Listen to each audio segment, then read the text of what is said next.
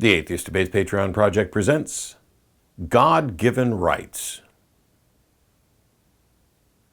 This video was a special request by someone who's near and dear to me, and it's something that comes up so often that we kind of take it for granted. I can't count the number of times in my life I've heard someone talk about their God-given rights, and I thought it would be a really good idea to sit down and talk about exactly what do we mean by that. What rights are God-given and what does that matter? And so, here we go. So the Declaration of Independence of the United States of America includes the statement that we hold these truths to be self-evident, that all men are endowed by their Creator with certain inalienable rights, including life, liberty, and the pursuit of happiness. I did a debate in Lubbock, Texas, years ago against Abdu Murray. And the subject of the debate, and this is one of my all-time favorite debates, was, should America be one nation under God? First of all, I thoroughly enjoyed the debate. I want to go back. I will do a debate review of it and talk about it in more detail. I'm going to have to remind myself because it's been so many years ago that I did this. But instead of it being about, is there a God? Do we have good reason to believe there's a God? Where does morality come from? This was a should question, and it was specific to this notion that the United States is or should be one nation under God. During this debate, there was a side discussion about rights, and there was a fundamental disagreement because while I recognize what the Declaration of Independence says, I don't think that it's particularly accurate. And this discussion about rights was very off the cuff. I hadn't spent a lot of time preparing for a detailed discussion about rights and where they come from. I was talking about the subject of the debate, which is, what does it mean to be a nation under God, and should we push for that sort of position? And so here's my position as clearly as I can make it. I've never been able to identify a single right that is guaranteed or promised or secured by any God ever. Clearly, as an atheist, I don't believe there's a God. I'm not convinced there's a God. But when people talk about their God-given rights, they seem to be talking about the rights they think they should have, and rather than making an argument for them, they just make an assertion about them. We've even seen this in recent years when it comes to gun rights. Some Texas representative was pointing out that, limiting the right to guns is limiting someone's God-given rights. They think that they have a God-given right to own a gun. The truth of the matter is, while the Declaration says we hold these truths to be self-evident, they're not self-evident. As a matter of fact, if we hadn't specifically stated that they were self-evident, it wouldn't be clear that we'd recognized them at all. And while we listed life, liberty, and the pursuit of happiness, someone else might think there's another right that is self-evident, or that one of those rights isn't so self-evident. I don't know that the right to pursue happiness is self-evident. When we're talking about rights, there's a difference between natural rights and legal rights. Natural rights are the things that the Declaration is pointing to, saying we're all created equal, we're endowed by our Creator with certain inalienable rights, except that none of that is true. When we say it's self-evident, that's basically saying, hey, we recognize this, but other people haven't, which means it's not really self-evident, or it's not self-evident to everyone. And we don't all agree on what rights we should have and what rights we shouldn't have. And so it's a bit of a cop-out. And then when it's followed up by saying that among these are the inalienable rights, well, hang on, how can they possibly be inalienable rights? We can deny people those rights. We can lock them up. We can have the state execute people. And so are we violating their rights then? And if so, who's going to hold us responsible for violating those rights? That's the thing about rights. They're not inalienable. They're not granted from a God. They are codified and protected by us. What does it mean to say, I have a God-given right to do something, but my society won't allow me to do it? It just means you wish you could do something, but it's not currently legal. Or you feel that you should have a right to do something, but you're not being allowed to. And if you're correct, and you may well be, the thing that you think you should have a right to may be something that I would agree with and that all of us would agree with, or most of us would agree with, but you have to make a case for it. And then we have to get together and say, you're right. That is fundamentally a right we should guarantee for everybody. Now, there's sort of two schools of thoughts on rights. One is that you have every right and every freedom to begin with, and we then limit and prohibit rights and freedoms for very good reasons. Or you have no rights and freedoms, and you only have the rights and freedoms that we specifically codify. Now, if you go with the latter one, how do you even get started? How do you grant yourself the right to grant rights?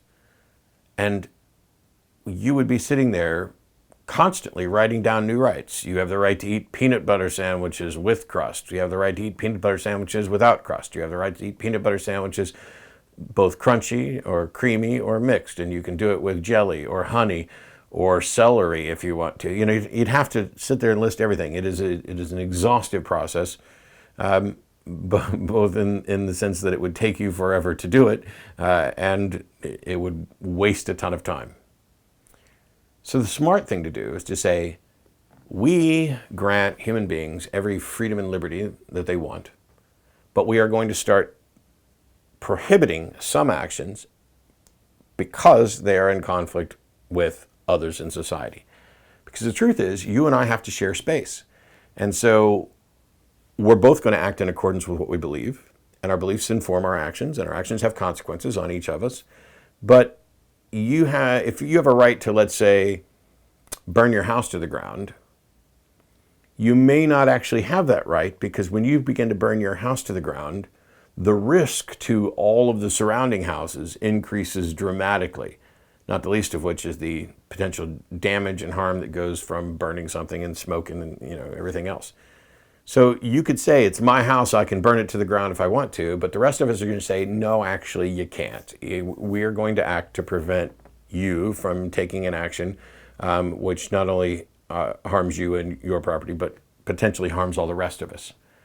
This is very similar to the mask debate, which shouldn't be a debate at all. I'm getting ready to fly for the first time in a year and a half. I'm fully vaccinated. The CDC guidelines have been relaxed. I'm now fairly comfortable doing it, but I'll be wearing a mask anyway, even though I'm not required to. And I have my vaccine card, which I'm happy to show anybody. And I take some of those extra steps, not just for my safety and for the safety of others, because a vaccine doesn't mean that you're immune. And just because you've been vaccinated doesn't mean you can't be a carrier to infect someone. Doesn't mean you can't be an infection vector.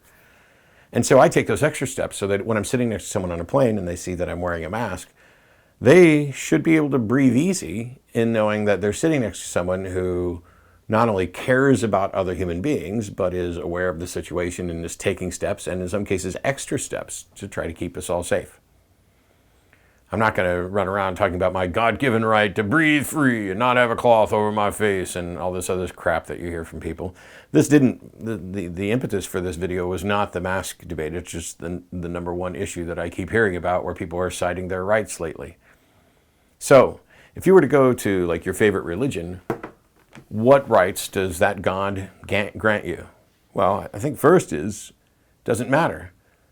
Even if the Bible said, you have an absolute right to life, liberty, and the pursuit of happiness, that doesn't matter, because this book doesn't and should never be the foundation of a government, because this book applies to the people who are adherents to this book.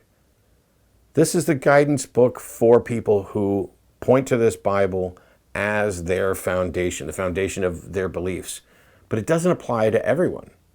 I don't agree with this book on a number of things, and not just slavery, not just women as property or women not being equal, but countless issues. It's not the right place to say this is the foundation of our law, just as Sharia law is not a good foundation of law. But if we're going to have rights, it's because we say, these are the rights we're going to have. These are the rights we're going to guarantee to our citizens. And here are the situations under which we're going to deny them. So every time you hear someone say they have a God-given right, they might as well be attributing their rights to the monster under their bed or the boogeyman, because it doesn't matter, even if there is a monster under their bed that's telling them they should have these rights. Rights are guaranteed and protected by us through creating laws and a structure that ensures that we are treated equally under the law, that I don't get preferential treatment over you, and that you don't get preferential treatment over me. This is the fundamental aspect of church-state separation, or better phrased as the separation of religion and government, that everyone should be free to believe as their conscience dictates. Everyone should be free to read and support their holy book and even share that information with others. But nobody should be free to impose their holy book and their religious view onto other people. The rest of us have a right to be free from that, because that's what our society guarantees.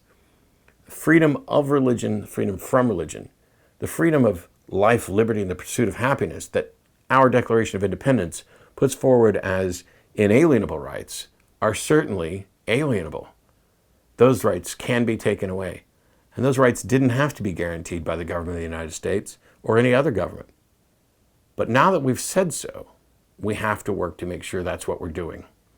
And so if someone tries to tell you that their God-given rights take precedence over the rights actually codified and granted by the government, what they're really saying is, I wish I had this right. And maybe they're right. Maybe the right they wish they had is something that we should be working together to guarantee to everyone. But they're not right just because they say it's a God-given right. That's a cop-out, just as it was when the founders wrote the Declaration of Independence. They could have said, and they did say in other places, a government of the people, by the people, for the people. This is the foundation, that we declare who we are. We declare what rights we're going to protect. We declare who we're going to be, who our nation's going to be, what the world is going to be like, irrespective of what any God has actually done. When the founders say, we hold these truths to be self-evident, that's not accurate. That all men are created equal, not accurate. Endowed with by their Creator, not accurate. Certain inalienable, not accurate, rights. Among these are life, liberty, and the pursuit of happiness, which are the three that we picked. I like it. I like having a government that guarantees that I have a right to live, that I have a right to be free, and that I have a right to pursue the type of life that I enjoy. And I like a government that says there are limits on those, because if you enjoy hurting other people, we're not going to let you do that. But at the end of the day, those are rights expressed, codified, and protected by us. I don't ever have to claim a God-given right. I have rights granted by the governing authority that I not only live under, but am a participatory part of. And so for the people who are in the conspiracy-minded set of it's us versus the government, or it's the government is this big conspiracy, remember, at least in the United States, we have a participatory system. You can run for office. You can be elected to office. We see this when we look at some of the elected representatives who are absolutely train wrecks of irrational, God-bothering thinkers who say awful things and want to deny basic rights and basic civil liberties to their fellow humans because they think their God-given right is to shove this book, or whatever their preferred book is, down everybody else's throats. You can't let them do that. God-given rights don't exist, just like God's don't exist. And to pretend otherwise is a travesty on supporting good human rights, humanism, and a proper secular society that does, in fact, protect life, liberty, and the pursuit of happiness. Hopefully your pursuit of happiness brings you back next time for more videos. Please take care. See you later. This video is made possible by supporters of the Atheist Debates Patreon project. You can find more information and add your support at patreon.com/atheistdebates.